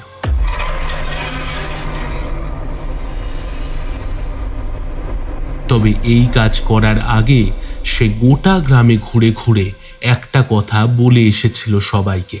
দেখো, ভালো কথা বলছি, আমি মরলে আমার দেহটা আগুনে পুড়িও না, মাটিতে পুঁতে দিও। এই শ্মশানে আমি যেখানে বসে থাকবো সেখানেই আমার শরীরটা বসা অবস্থায় মাটি চাপা দেবে। তোমাদের কোনো ভয় নেই। আমি কথা দিচ্ছি এই গ্রামে কোনোদিনও মহামারী হবে না। কিন্তু যদি তোমরা আমার কথা না রাখো, তেরারিতেও পোয়াবে না, সব নির্বংশ হয়ে যাবে।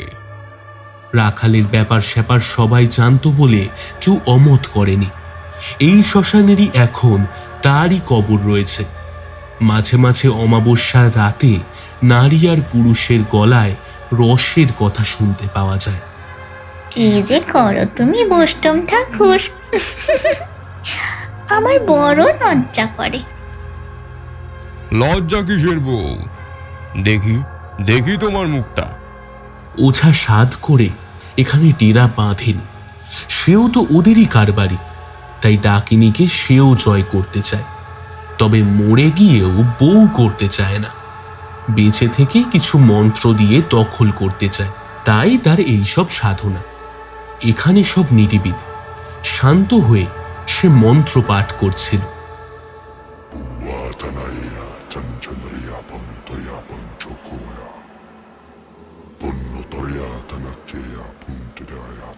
হঠাৎ দরজায় 4 হাতের ঘা পড়ল একসঙ্গে। কে কে কে দরজায় ঘা দেয়?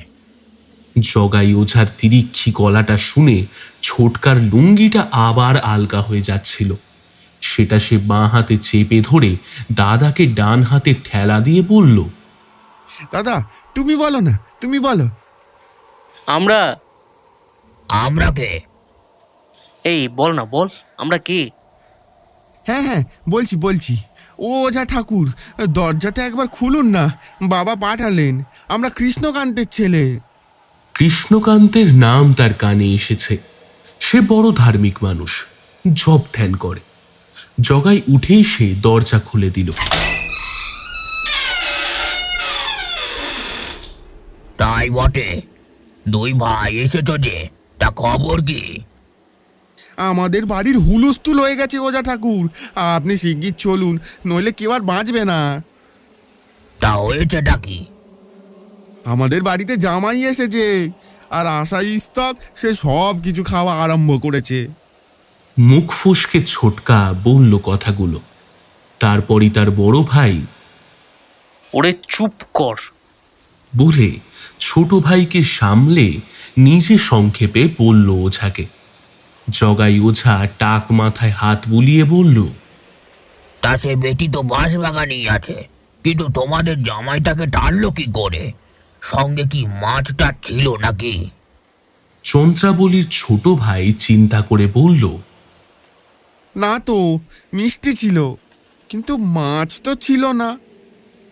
ছিল ছিল, সঙ্গে না থাক অঙ্গে ছিল। মানে এই মাছ কি করে অঙ্গে থাকবে? এই মেলা প্যাচ প্যাচ করো না তো।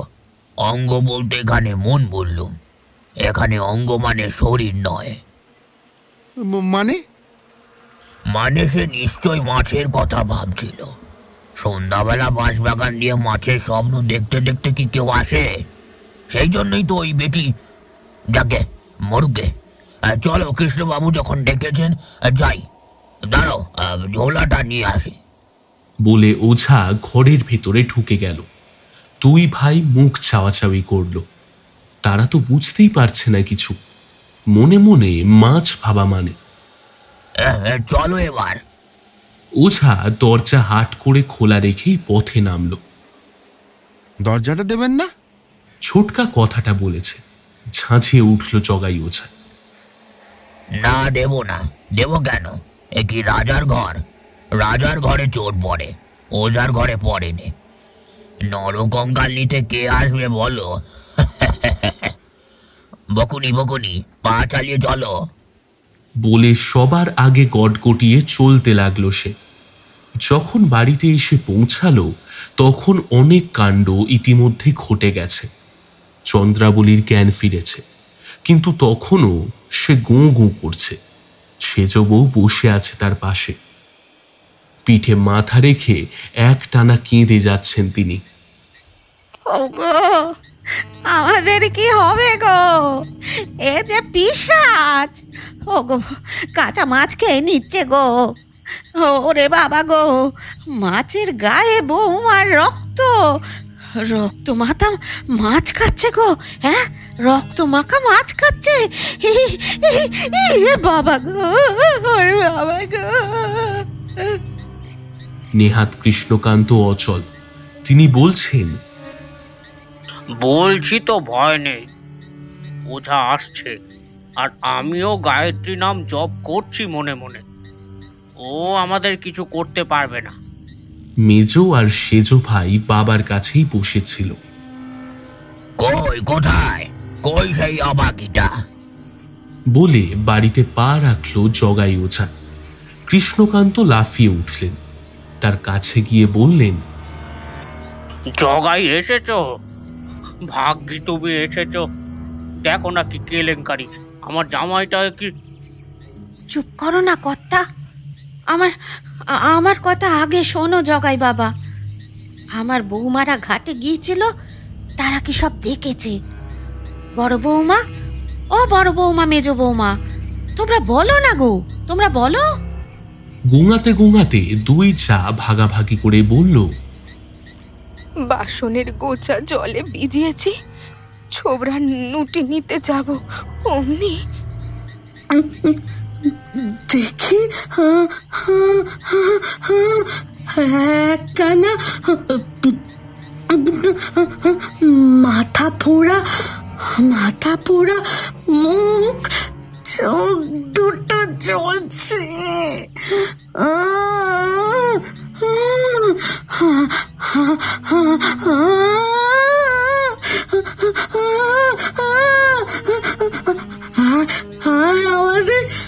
আমাদের বলছে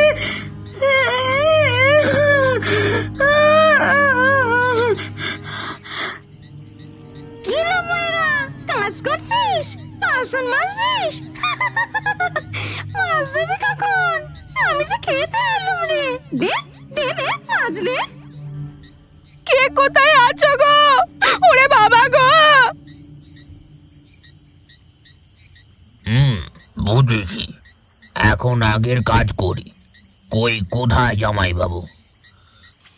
ওই তো ওইদিকে। রান্নাঘরের দিকে হাত তুলে দেখিয়ে দিলেন কৃষ্ণকান্ত। জগাই সেই দিকেই এগিয়ে যায়। ও উনুনে আগুন নিভে গেছে, তাই এত আস্পর্ধা। আর দেখে দৃশ্যটা, পা ছড়িয়ে বসে আছে বলাই, গায়ের ধুতি পাঞ্জাবি এলোমেলো হয়ে গেছে, ঘন ঘন শ্বাস পড়ছে তার, পেছনে সোজা আঁশপটি, তার কোলে মাছের আঁশ আর লাল রক্ত, আঁশটে গন্ধ ছড়িয়েছে চারিদিকে।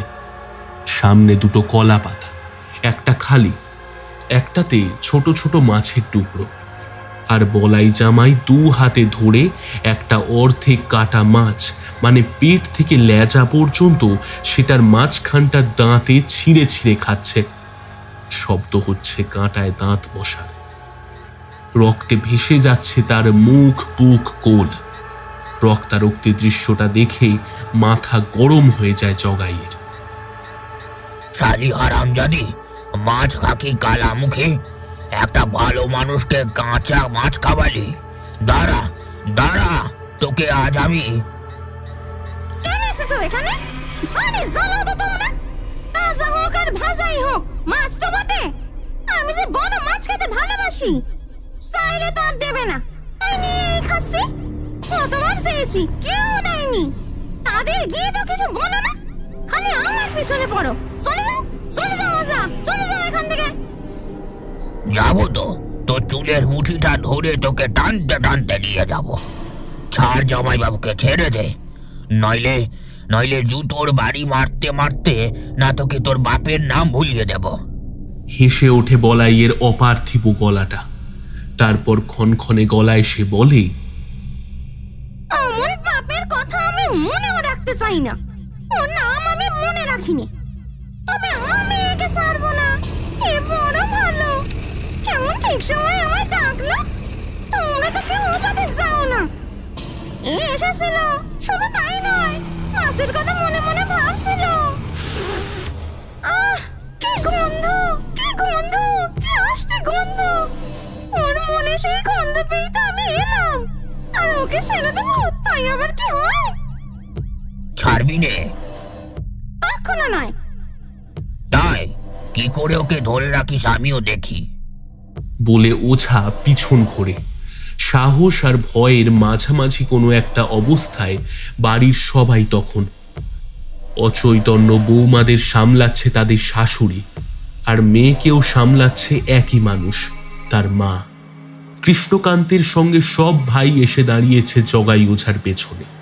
তাদের দেখে জগাই আরো রেগে গেল, বলল, রগর দেখতে এসেছো নাকি তোমরা? হ্যাঁ, আমার কাজের জায়গায় কেউ থেকো না, বিদায় হও, বিদায় হও।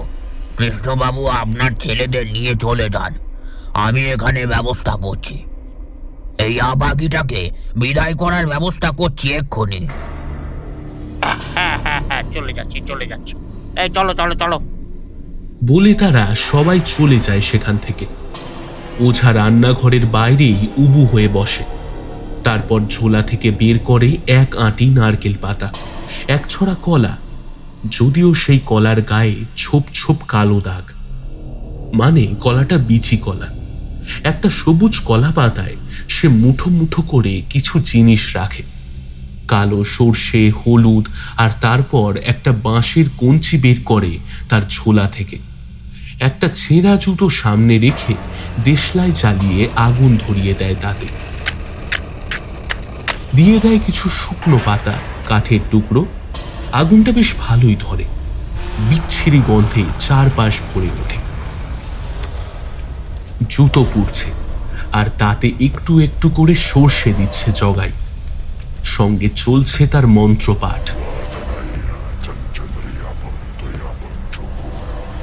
এইসব মন্ত্র বাড়ির কেউ জানে না, ভাষাটাই তাদের অজানা। অনেকের বারণ করা সত্ত্বেও ছোটকা কারোর কথা শোনেনি। তার আলগা হওয়া লুঙ্গি ধরে সে কোনো মতে খানিকটা দূরেই ব্যাপারটা যেখান থেকে হচ্ছে সেখানে আড়ালে দাঁড়িয়ে এইসব দেখছিল।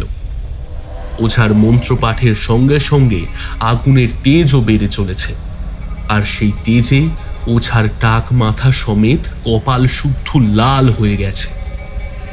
বলাইকে ভর করা রাসমণির কিন্তু কোনো হেলদোল নেই। সে এতক্ষণ মাছের শিরডারা চেবাচ্ছে। ব্যাপার দেখে জগাই ওঝা রেগে যাচ্ছে খুব। অনেকক্ষণ সর্ষে পোড়ানোর পর সে বলল, ভালো কথার মানুষ নয় না, তবে দেখ দেখ এবার আমি কি করি, দেখ। বলে সে 3 কাঠ হলুদ টুকরোটা আগুনে ফেলে দিল, আর দিতেই বলাইয়ের মধ্যে থাকা রাসমণি নামের পেতনিটা চমকে উঠে দাঁড়ালো। হাত পা নেড়ে সে বিকৃত গলায় ছটফট করে বলল,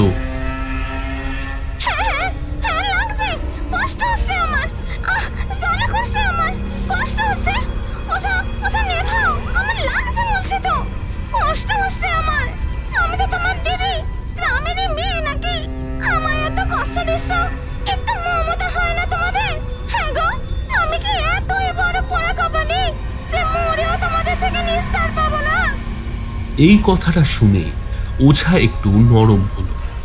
নিচে বাঁশের কঞ্চিটা আগুনে দিয়ে হলুদটা একটু বাইরের দিকে সরিয়ে আনে, আর বলে, কষ্ট তো তোকে দিতে চাইনি, বললাম তো চলে যেতে, তুই তো যাবি না। জন্মের স্রোত মাছ খাবি। ওই ভালো মানুষটার কত কষ্ট হচ্ছে বলতো। এক শরীরে 2 আত্মা, তার উপর মৃতাত্মা। গ্রামের মেয়ে এই জ্ঞানটা আছে? আর ও যে গ্রামের জামাই, তোর দিদির মতো একজনের স্বামী। আমাদের বুক খারাপ হচ্ছে না শহরের কাছে? এই জ্ঞানটা নাই তোর? বলাই এবার ভেউ ভেউ করে কেঁদে ওঠে। যদিও কাঁদলো সেই পেতনিটা। কাঁদতে কাঁদতে পেতনির কথা,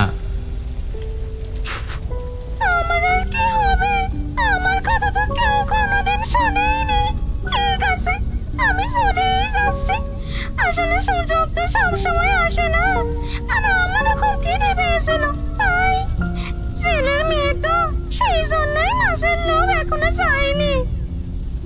বুঝলুম। আচ্ছা, ওকে ছেড়ে দে। আমি বাঁশ বাগানে গিয়ে কালকে তোকে জোড়া রুই দিয়ে আসবো, বুঝলি? সত্যি বলছো? তুমি সত্যি বলছো?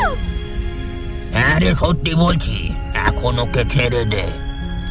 বেশ, তবে ছেড়েই দিলাম, কিন্তু মাছ যদি না দিয়ে যাও তবে কিন্তু আবার হলুদ পোড়াবো।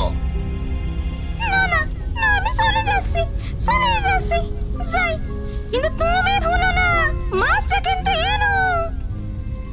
আনবো রে বাবা, আনবো, এখন যা। বলেই ওঝা আগুনে নারকেল পাতা আর কলার ছড়াটা ফেলে দিল। ওদিকে বলাই দাঁড়ানো অবস্থা থেকে হঠাৎ সশব্দে ধপাস করে মাটিতে পড়ে গেল।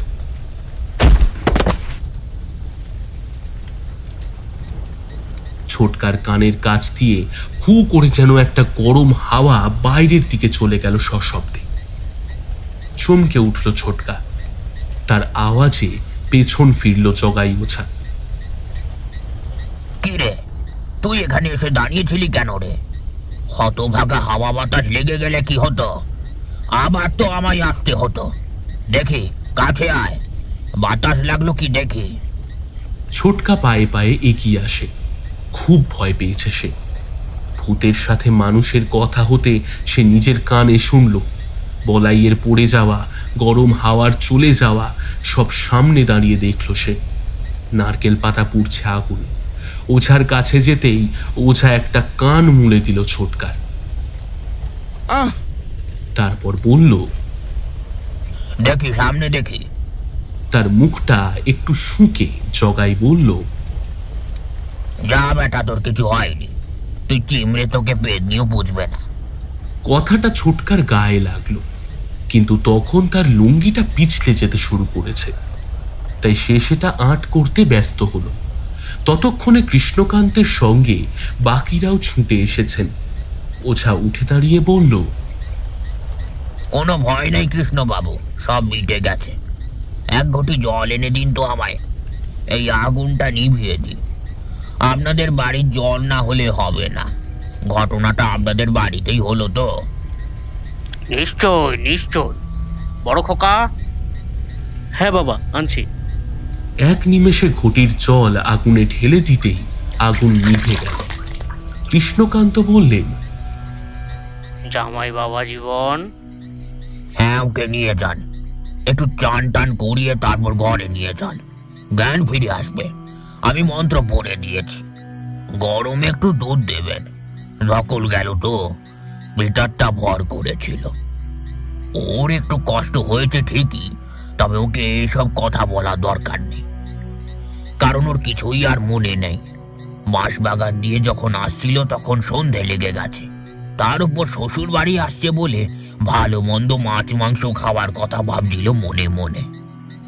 কিন্তু মনে ভাবলে কি হয়, বলে চন্দ্রার মেজ ভাই। আহা, মনটাই তো সব। মেয়েটা তো জেলের মেয়ে ছিল, বাল্য বিধবা হলো বলে তার আঁশ খাওয়া উঠে গেল। 14 বছর বয়সী মেয়ের সাথে যদি 84 বছরের বুড়োর সঙ্গে কেউ বিয়ে দেয়, তবে দুর্গতি তো হবে, না তো আর কি হবে বলো তো? চন্দ্রার মা বললেন, রাসমণি? তবে কি? ও ঠিকই বলেছিল, নিজের নাম কি কেউ ভুল বলে? ঠিকই বলেছিল। আহা গো, সত্যি মেয়েটার বড় কষ্ট গেছে।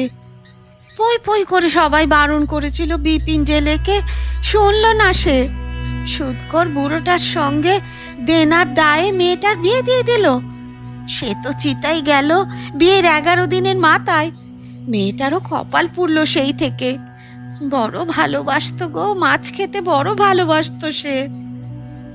ভালোবাসতো বলেই তো মায়া কাটাতে পারেনি, বললেন কৃষ্ণকান্ত। কথাটা সত্যি। রাসমণি বিধবা হওয়ার পর হাজার একটা নিয়ম দিয়ে তাকে উপোস করে রাখতে বাধ্য করল সবাই, এমনকি তার মা পর্যন্ত। খালি আল চালের ভাত আর কাঁচকলা সিদ্ধ, না হলে কচু সিদ্ধ, এর বেশি সে কিছুই খেতে পারে না, মুড়ি পর্যন্ত বাদ। ওই বয়সের একটা মেয়ে কেমন করে এইসব খেয়ে থাকবে? তাছাড়া জেলে বাড়িতে নিত্য মাছ রান্না হয়, সে তো পাবে না। তাই সে এক সময় চুরি করে খাওয়া ধরল। এমন করতে করতেই একদিন ধরা পড়ে গেল। মা আর বৌদিরা তাকে খুব গালমন্দ করল। বিধবা মেয়ে মানুষের এত নলা কিসের? মাছ খাওয়া? আমার মেয়ের গলায় দড়ি দেওয়া উচিত, বলে এক বৌদি। কথার ঝোল টেনে তার গর্ভধারিণী মা মানুদা জেলেদি বলে, তোরিও তো জোটে না, জুটলে কি আর মরতো না? সকলের গাল খেয়ে বেঁচে থাকতো কি করে? সেই দিন আর কাঁদল না রাসমণি। সন্ধ্যা হয়েছে তখন। সে এসে ঠায় বসে রইল বাঁশবাগানে। অন্ধকারে ঝাঁকে ঝাঁকে মশা তাকে ঘিরে ভোজ দিচ্ছে। এদিকে কেউ আসে না। সন্ধ্যার পর তো একদমই নয়। শুধু গ্রামের বাইরে যেতে হলে এই দিক দিয়ে যাতায়াত করতে হয়। যারা যায় আসে তারা তাড়াতাড়ি পেরিয়ে যায় বাগানটা। সামনে শ্মশান তো, তাই জায়গাটা একটু সমঝেই চলে লোকে। ভয় পায় নাকি? পেতেই পারে। বাঁশবাগানের অন্ধকারটা তো ভয় পাওয়ারই জিনিস। কিন্তু রাসমণি ভয় পেল না। সে অনেকক্ষণ বসেছিল, কোলে গোটানো কাঁথা দড়িটা নিয়ে। বসে থাকতে থাকতে যখন পিঠ যন্ত্রণা করা শুরু করলো, তখন মাঝরাত। বাড়ি থেকে শুরু করে গোটা জেলে পাড়ায় খোঁজ খোঁজ পড়ে যায়। কোথায় কোথায় গেছে ওই মাছ খাকিটা? বেহায়া বিধবা মেয়েটা গেল কোথায়? তল্লাট সরগরম। খুঁজতে খুঁজতে সব জায়গা খোঁজা হলো। অবশেষে বাঁশ বাগানে পৌঁছালো সবাই। সঙ্গে আলো আছে আর অনেক মানুষও আছে, তাই ভয়টা একটু কম। ছিছি ডাকছে, পেঁচা ডাকছে, কুকুর খাচ্ছে, বোধহয় শ্মশান থেকে। রাত গভীর। বাগানের ভেতরে যেতেই ওমা, এ কি কাণ্ড! চেঁচিয়ে উঠল একজন।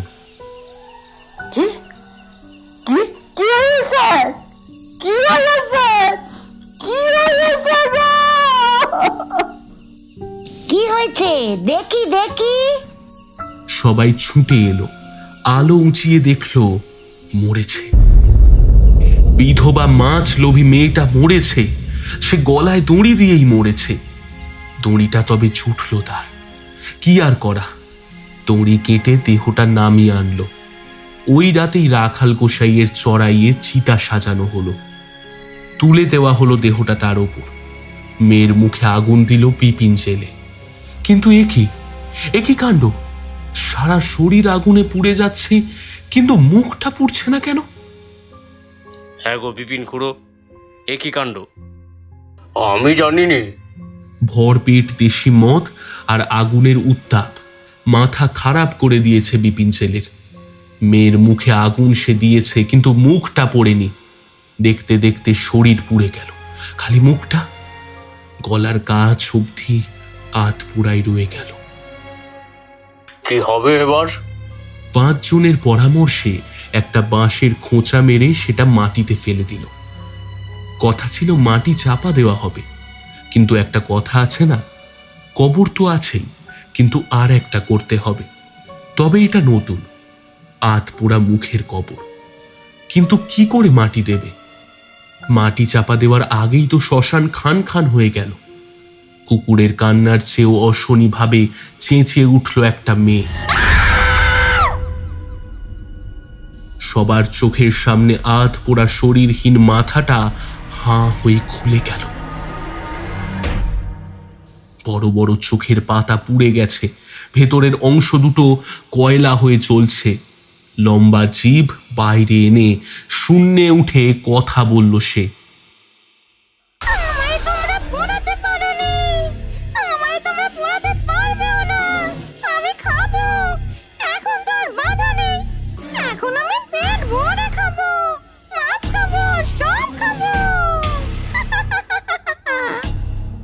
বলেই মাথাটা সবার চোখের সামনে যেন একরাশ কালো ধোঁয়ার মতো মিলিয়ে গেল। ভূত, ভূত, বাঁচাও, বাঁচাও, ভূত, ভূত মেরে ফেললে রে, বাঁচাও, বাঁচাও। বলে সবাই চিতা ফেলে জল না ঢেলেই শ্মশান ছেড়ে ছুটে পালালো। কথাটা চাউর হয়ে গেল গোটা গ্রামে। ওঝার কাছে খবর গেল। ওঝা এসে গুনিয়ে দেখে বিধান দিয়ে বলল, ও বেটি এখানেই আছে, তোমাদের ভয় নেই। যেথায় মরেছিল সেটাই আছে, মানে বাঁশ বাগানে। ও পথ দিয়ে যাওয়ার সময় ওর কথা কেউ অজান্তেও ভাববে না। মনের টান বড় টান, সেই টানে ও এসে ভর করতে পারে কারোর উপর। তা ওর কথা আগে কোশমিন কালেও কেউ ভাবেনি, আর আজও কেউ ভাবে না। কিন্তু এ কথা 12 বছর আগে এই গ্রামের সাথে যোগাযোগ না রাখায় বলাই চাঁদ জানবে কি করে। তাই তার ভোগান্তি হলো। ব্যাপার ঘটেছে 2 বছর আগে। ওঝার নিষেধ থাকলেও ভুল করে ফেলেছে 2-3 জন। প্রাণে মরেনি কেউই, তবে কানে মরেছে অনেকেই। জগাই ওঝা মক্কেলদের দাবায় দিয়ে চাঙ্গা করে গুছিয়ে গালমন্দ করেছে। এই কাণ্ডটা জানাজানি হয়ে গেছে সব জায়গায়। সেই জন্যই স্টেশন মাস্টার হেয়ালি করেছিল। জগাই বলেছিল, বেশ, সবই তো হলো, এবার তবে যাই। দক্ষিণে দাও 16 আনা। আর শোনো, কালকে আমার বাড়ি 1 জোড়া রুই কিনে পাঠিয়ে দিও। সেটা দিয়ে আসবো ওই বেটিকে। আর তোমাদের জামাই ওই পথ দিয়ে যখন ফিরে যাবে, তখন তাকে ঠাকুরের নাম করতে করতে যেতে বলো। আর পারলে দিনের বেলায় পাঠিয়ে দিও। এই নাও দক্ষিণে। জগায় ভাগ্যিস তুমি ছিলে, না হলে যে কি হতো। পুড়ে যাওয়া জুতোর ছাইয়ের দিকে তাকিয়ে ওঝা বলল, আরে চিন্তার কিছু নাই, আমি থাকি বা না থাকি তোমরা এই ছাইটা পরিষ্কার করে ফেলো। হ্যাঁ, এটা তোমাদেরই করতে হবে, আমি করলে হবে না। আমি থাকি বা না থাকি সেটা বড় কথা নয়। এই মাছ খাকি জেলের মেয়েটা ওই বাঁশবাগানেই আছে, তার নোলাও আছে। এখনো তার আধপোড়া মুখের হাঁ করে সে জিভের লাল জড়াচ্ছে। তাই সঙ্গে বা অঙ্গে কিছুতেই কেউ মাছ নিয়ে ও পথে মারাবে না, তাহলেই সব ঠিক থাকবে। আহা, কচি মেয়ে তো, টান যদি পড়ে, মাছের গন্ধ যদি পায়, তাহলে আবার আসতে পারে।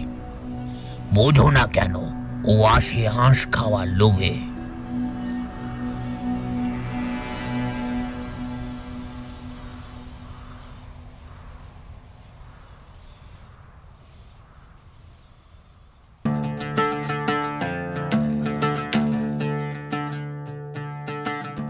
শুনছিলেন তিনি তার কলমে আঁশ খাওয়ার লোভ।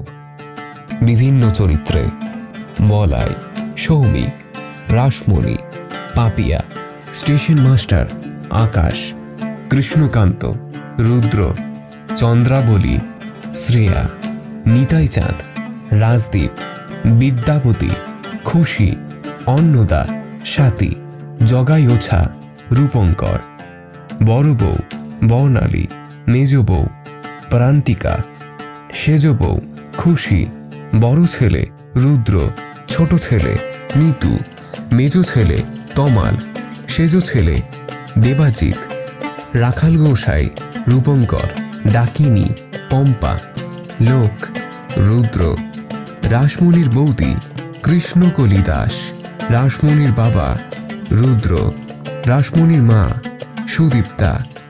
গল্পের নাট্যরূপ পাপিয়া, শব্দগ্রহণ জয়া, ধ্বনি পরিকল্পনা ও আবহ ডায়নামিক অ্যাটমস, প্রচার অলঙ্করণ পিয়ালি ও Inkblaze creation, recording studio Radha Gobinda records, সমগ্র পরিকল্পনা ও পরিচালনা নিত্যানন্দ চক্রবর্তী। প্রত্যেক শনিবার রাত 10টায় রাতের বৈঠকখানা নিয়ে আসে নতুন নতুন গল্প। সেই সব গল্প যদি আপনি শুনতে চান, তাহলে এখনই সাবস্ক্রাইব করুন আমাদের চ্যানেলটি।